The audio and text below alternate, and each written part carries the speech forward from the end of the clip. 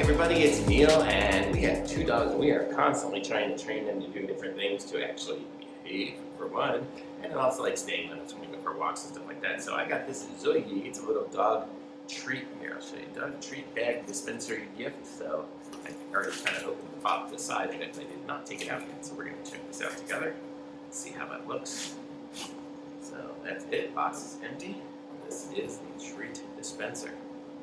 So let's see what it looks like here. So this is it as we open it. Okay, so it's got a little strap on it, so you can kind of wear the strap like this or around like this to hold the treats in it. But I'll show you guys the stuff here. It's got a clip on the back too, so you can put it onto your belt. Very sturdy clip, so that'll be good. So you can just wear it that way.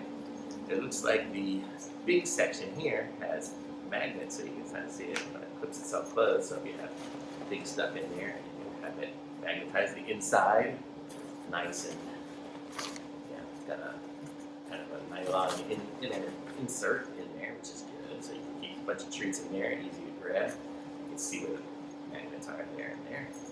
And then in the front, we have a little zippered section, so you can keep some extra super good treats in there. You can see that little section in there as well.